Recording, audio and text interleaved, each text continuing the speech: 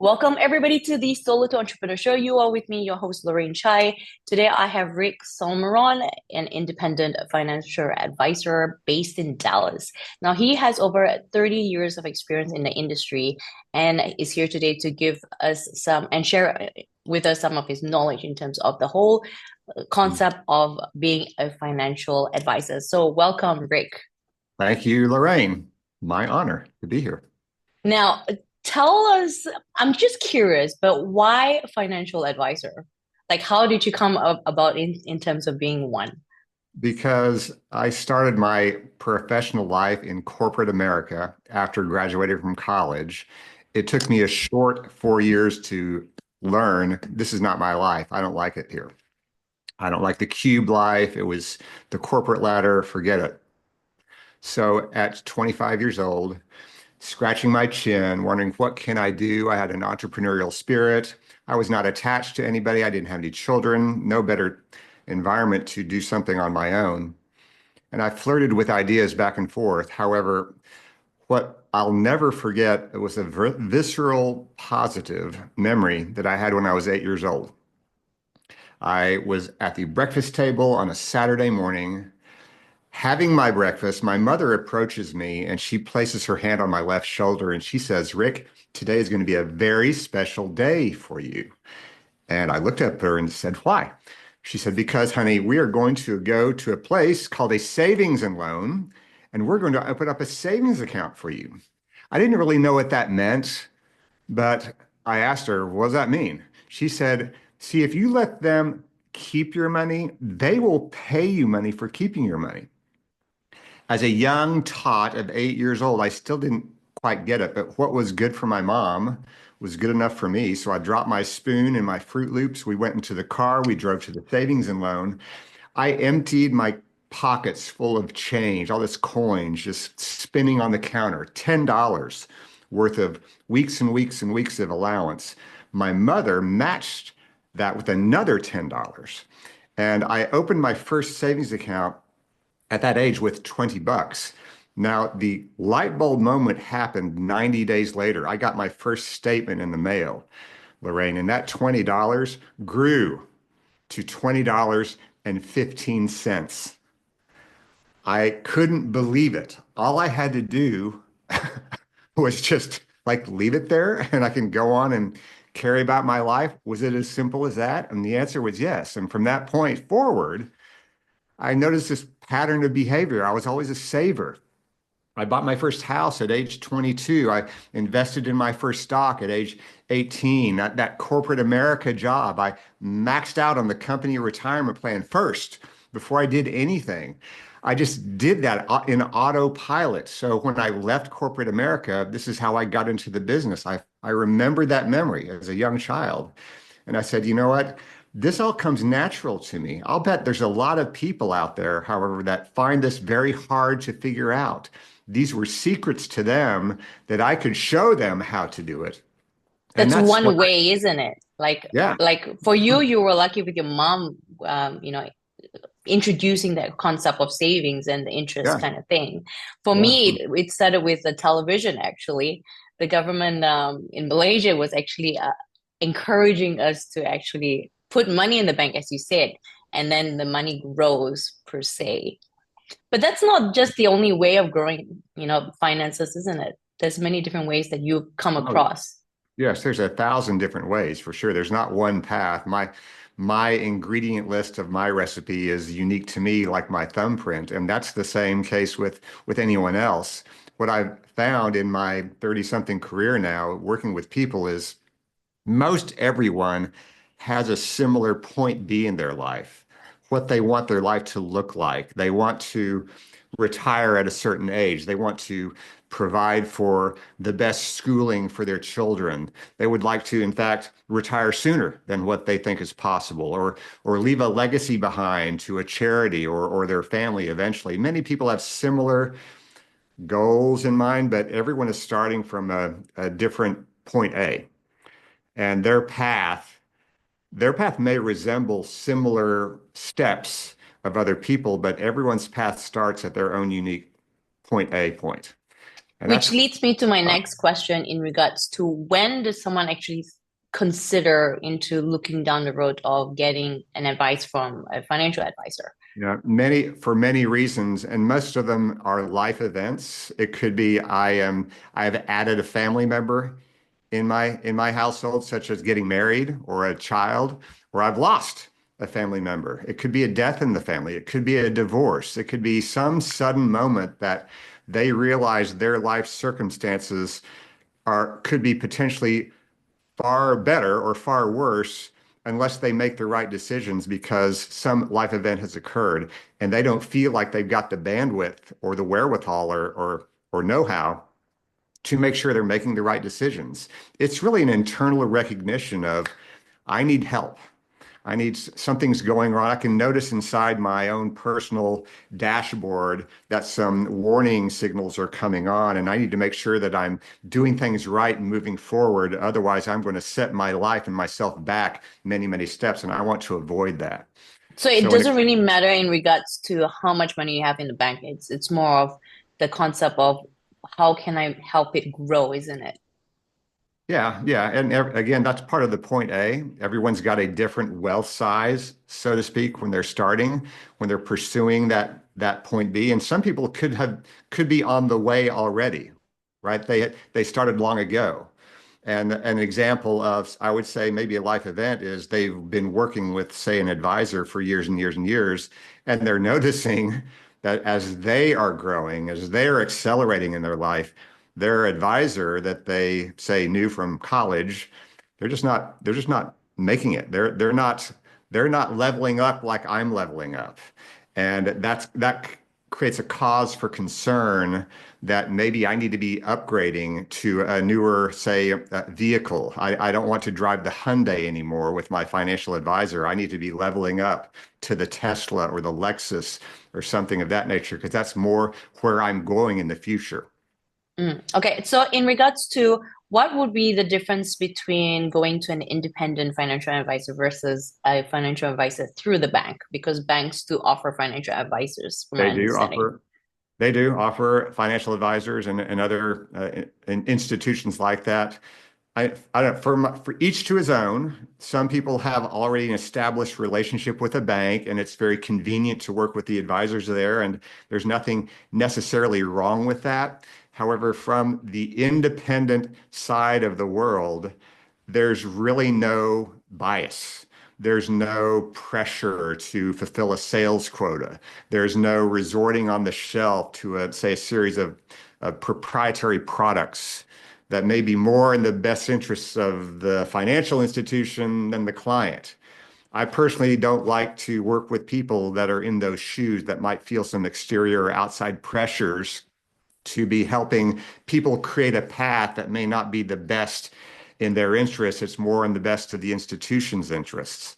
So when you're working with an independent financial advisor, you can pick up on certain things. You can see that their guidance, at least this is how it should be, that their Mm. guidance is coming from an authentic space, from a genuine space, and from a clear approach that makes you say, "Wow, yeah, that really makes a whole lot of sense for me." Because when you receive very simple and clear guidance from an investment from a financial advisor, you are able to make decisions.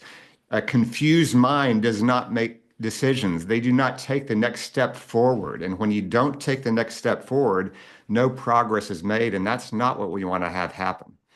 You're right in a sense that with a financial institution, in terms of the growth of your finances is limited due to being tied down with a financial institution.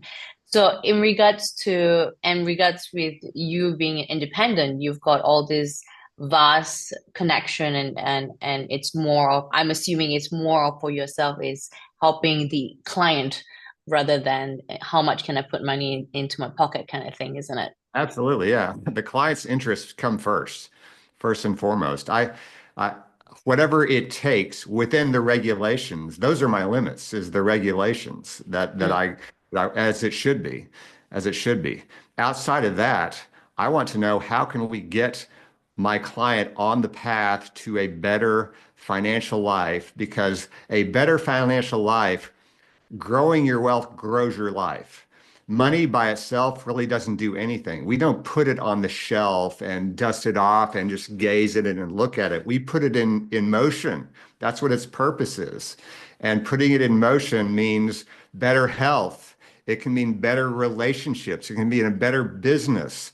I can fortify my professional and personal relationships stronger, in my view, with a strong financial life. I can contribute and give back to the causes and charities that are near and dear to my heart if I have a stronger financial life. I can have a healthier lifestyle. I can lead a healthier lifestyle and support a better health if I have a stronger financial life. That's why it's so important to be paying attention to that side of your life. The money side is not everything, but as Zig Ziglar would say, it ranks up there with oxygen. I love that. I love how your concept of helping clients not worry about the financial parts and just helping the money grow while allowing them to living their life, isn't it? In terms of how you can help fund, let's say, a child's education, because from my understanding, it can be quite expensive in terms of universities or institutions per se. But let's look down the road in terms of like every industry, it depends on what kind of industry someone's in. For a financial advisor, would I say, is it correct to say that financial advisors, you would be able to take in clients from different parts of the world, or would it say it depends on the country and the state? How does that work? The short answer is no. I can only accept clients within the United States of America. Regulations do not allow me to do else otherwise.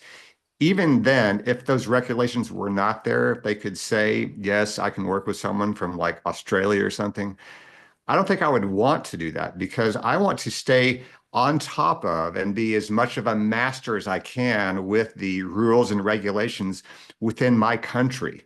And that could be a completely different blueprint in another country. How many countries are there in the world? I have no idea. But I want to be able to be very well versed and speak with a command language, so to speak, of the rules and regulations and the products and the opportunities and all the changes from a legal perspective and a regulation perspective within America. That in itself is definitely a full-time position. And I don't So really have for that's their desire to master another country. So from my understanding, if someone is understands the whole concept of financial, let's say they communicate with a financial advisor such as yourself, I can presume to say that at least if they understand that whole concept of investing in growth of money, they can use that same knowledge and dig into their own countries, depending on what countries they are based on, in regards to seeing Yeah. how they can maximize their money in their Yes. country, allocated country, isn't it? Yes. There are some high level concepts. I think that would apply to anywhere in the world. When it comes to, I want to accumulate wealth, I want to accumulate long-term wealth, how I would approach someone in America as a client, just from a high level, would be the same way as I would approach someone in another country. But beyond that, yes, working with someone who specializes in that country is really the next best step for that person if they're wanting to work with an advisor somewhere. So, what is your thoughts on the current market conditions and trends, and how do they influence the investment strategies that you have in place for your clients? Well, you want to pay attention to what's going on in the world for sure, because it's impossible to predict the future. We don't know what, say, the markets are going to do next week or next month or next year or at the end of this year. And when people come to ask me that question, what's going to happen? And I'll tell them, I'll know that when that day comes. So you and I will know it at the same time. So what that means to me is that if someone's pursuing long-term wealth, it's very important to be diversified. Diversified, having the different asset allocations within, say, their portfolio that fits their risk and reward tolerance and time frame. As markets change, markets just do vacillate because of interest rates or inflation or who's the next president of the United States or some kind of world event that's going on. Those things do affect the markets and our economy short term. So when that does happen, there does come times to be kind of tweaking the model portfolios a little bit, but not on an extreme basis. You want to be positioning yourself so that your eggs are not all in one basket, as they say, so that if things do go south, and they will, that at least not all of your wealth is in that basket that's going kerplunk, right? Mm, So that means an approach of straight down the middle of the fairway. I cannot make a killing and I cannot get killed. That conservative, dull, boring approach should be the overall philosophy of any long-term wealth strategy. That doesn't mean there's nothing that changes underneath from time to time. Sure, you want to pay attention to those things, but I really feel it's important not to make any majorly changes within the market changes, if all that makes sense. So overall, it comes to being diverse. That's how the wealthy grow and accumulate their wealth, is being diversified. They diversify in a broad spectrum so that whatever comes around the corner that we don't know of, they're at least better positioned to withstand any negatives, but also at the same time take advantage of any possible upswings. mm. No, that's a good concept. It's like in business as well. If you have multiple businesses in different names and different basket as per se, if one doesn't make it, then at least it doesn't affect the next. Or Right. fruits per se, isn't it? If you have an infected fruit, it doesn't affect the other Yeah. ones as well. Yeah. Now, Yeah. in terms of challenges, have you faced any challenges as a financial advisor, in regards to helping your Oh clients, yeah. and Oh yeah. how have you overcame those challenge? The largest challenge I would say is my clients, and this is not common, but it does happen, my clients' emotional reactions to what might be happening in the world. Okay. So when we make, and I'm just speaking broadly because we're all human beings, me included, when we are all flustered with our emotions, right? When we are anxious, when we are nervous, when we are very fearful, which are normal, common emotions that humans have, we tend to make some pretty stupid decisions, right? When we get emotional with our money, there's a higher chance of making stupid decisions with your money. I'm like the gatekeeper between that human reaction that my client may be having or feeling and them actually wanting to press a button somewhere or pull a lever somewhere. We don't want that to happen. We don't want that to happen because when that happens, almost all the time, you will look back and say, oh my gosh, I shouldn't have done that. Yeah. And we can apply that in many things in life. But when it comes to your money, you don't want to make knee-jerk reactions to things. So what was the situation in the US? Because in Australia, there was a situation, there was one year where everyone thought it was the end of the world. Yeah, yeah, uh-huh. Yeah, there was that season. Yeah, and How was that like in the US in regards to with your clients? it's the same as it is in Australia because it's human nature. There's nothing different between people, say, experiencing a pandemic, seeing countries from all over the world purposefully shutting down their economies for a health reason. And I'm not saying, whether it's right or wrong or not, I'm not going to debate that. But when that happened, everyone felt like, oh my God, this is the end of the world. We've never seen anything like this, right? Because we haven't ever seen anything like that. But that phrase of it's the end of the world has been heard many, many, many, many, many times. When, say, President Trump was elected, many people say, oh my God, it's the end of the world. When the mortgage crisis happened in 2008, 2009, everyone said, oh my gosh, it's the end of the world. When the tech bubble happened in the late 90s, oh my God, it's the end of the world. Corporate malfeasance in 2001, 2002, oh my God, it's the end of the world. So there's a repeat pattern of ends of the world. There will be more ends of the world that are coming. I don't know when, So I don't know so have where, but have it you will happen. have you had clients that because it's the end of the world, they wanted to take money out just Oh because yeah, of that? yeah. Very few, but yes, I have had, and thank goodness I'm here for them The because I want gatekeeper. them to. I want them to do what they feel is right for them, but I also want to be able to inject my rational reasoning into their mindset. And when that takes place, I'll tell them the same thing as I've just said now. Just looking back, look back at history, what we know now. Don't you see those moments in time as opportunities now? Now that we know what we know now, correct? I mean, wouldn't it be nice to go back and reverse time in 2008 and 2009, for example, and find some dry powder somewhere and invest it then? Just imagine what that would look like today, right? So when the next end of the world comes around, and whenever that is will be whenever that is, remember that. Remember that. So I'm here to help Remember them. Rick. So the next Remember end of the Rick. world, remember Rick. Remember Rick. Yes. Now, So how, I would like to make a point, if I may, no, go that ahead. in my view, long-term accumulation, long-term wealth success, because of what I just said, has very little to do with investment selection. It's not to say that should be ignored. It should be paid attention to. However, a large component is our behavior, what we do after we invest. That can dictate the ultimate success or failure of what happens in the next 5 to 10 and 15 years and beyond. Amazing.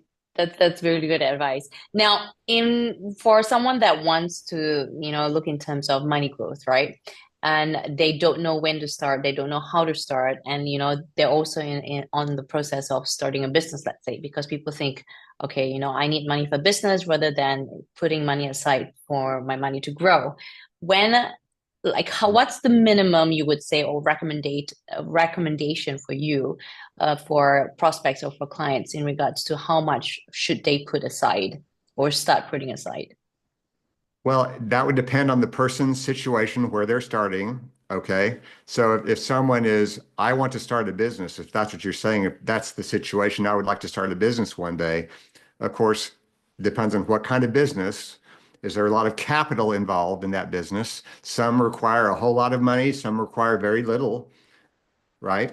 Whatever that future entrepreneur wants to begin out of the gate with, in my view, it would be very vital to make sure that they've got enough liquid cash, liquid money hanging around to not only put the business in place, whatever that requires, but also to have enough cash handy to make sure they can resort to that when needed over the next 6, 12, 18, 24 months, however long it might take to get the business off and running so So that it is have you the ever money come that they across want. clients or prospects where you say you're not ready yet? Oh yeah, yeah, uh-huh, uh-huh. Few, not a lot, but few. But yeah, I've had initial consultations with people, and I'm glad to have heard their story, what they want to have happen, and they're eager because they want to invest in this XYZ or something because that's what their neighbor did, and it was really tremendous success. And I'll tell them, look, you're not in a position to do that. You shouldn't be doing that. You should, I'm looking at your bank account and it's almost bone dry. That's not a good situation to be in. You don't want to be placing capital into something that may or may not work out, that may be a dazzling, shiny diamond somewhere that's feeling very tantalizing. You want to stay away from that urge because you need to make sure that you're taking care of things at home first before you embark down on something that may really feel like it's amazing, but it could also completely make you bankrupt. That's an example of the behavior that I was referring to earlier. Now, if someone is going to look down the road of financial advisor, whether or not it's yourself or somebody else, what is a red flag in regards to what should they look out for to not work with that particular financial advisor? Red flag, well, I mean, you can, I mean, search their social media. Try that on for size. Check out and see, are they active? What are they doing? Are they showcasing their area of expertise?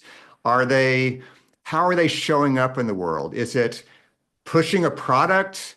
Are they not showing up at all? If not, how come? Does their vibe with yours? Do you feel a chemistry with that person online? Because if you're considering a financial advisor, at least if you ask me, you want a relationship with an advisor. Mm, You don't want to be working with a transactional person. The transactional people tend to look out for their back pocket, not your back pocket, because they're commission hungry.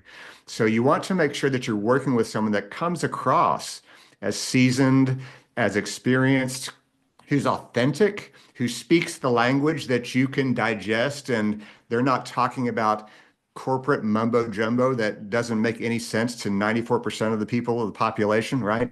If they're speaking English and they're really resonating with you, then you've probably got the beginnings of potential good advisor to work with.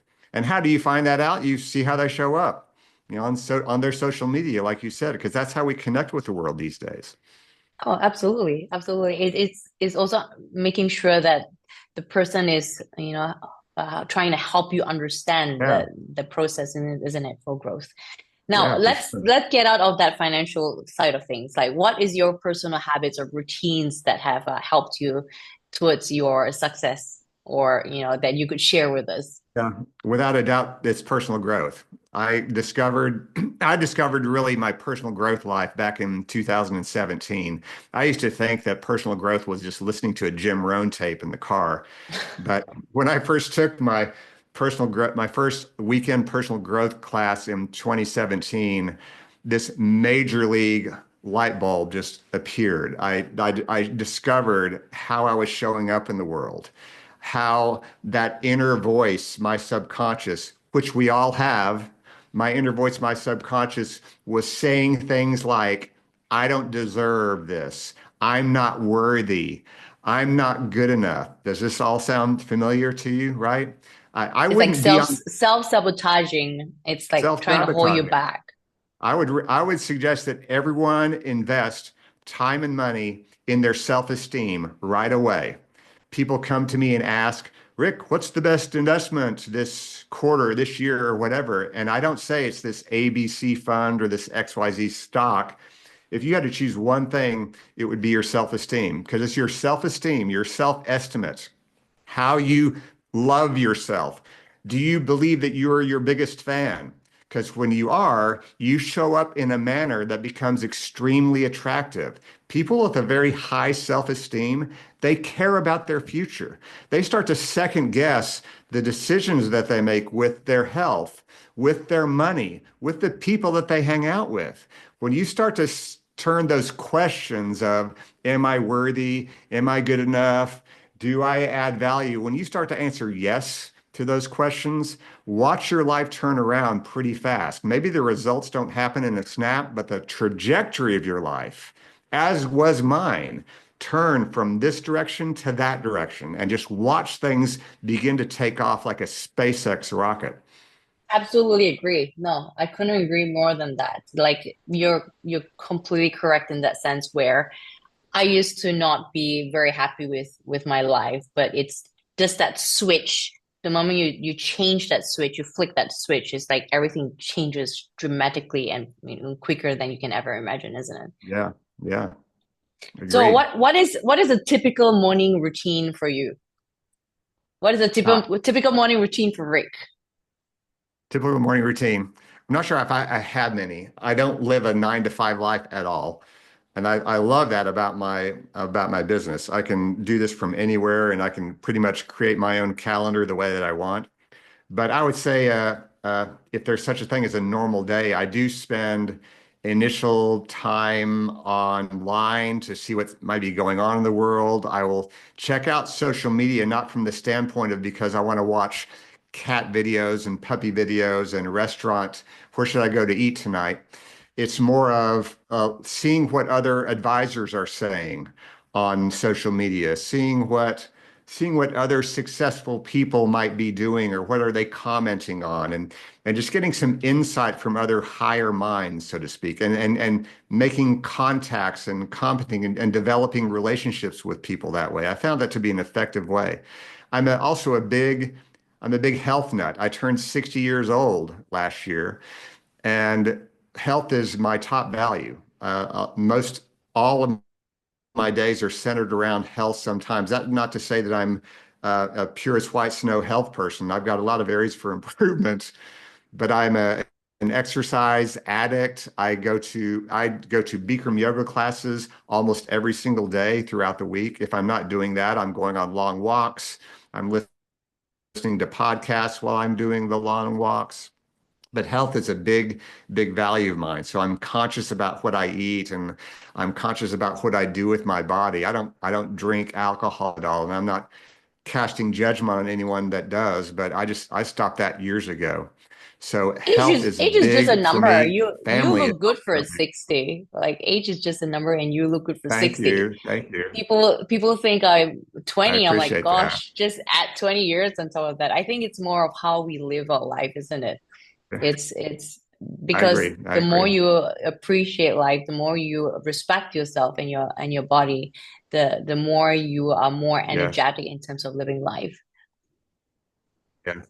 And family is also a very high value of mine.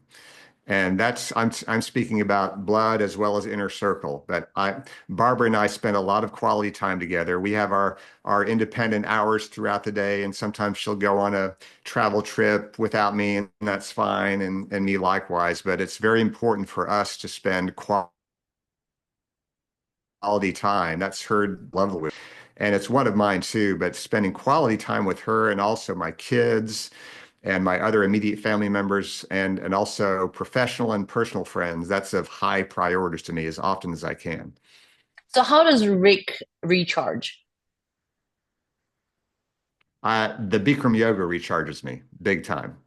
I that release that I have in the hot yoga room is something that makes me feel like $1 million when I walk in the room. So that's really why I'm kind of addicted to that. That's my my dopamine injecting drug, let's call it that, is getting that exercise high at the end of one of those classes. Man, that's just the best thing. Oh, wow, nice. I'm not a yoga fan, but that sounds pretty interesting from my where I'm sitting. We should, Well, I'll take you to a class sometime if you ever want to. yeah, I'll try it out. I'll give you a call when that time happens.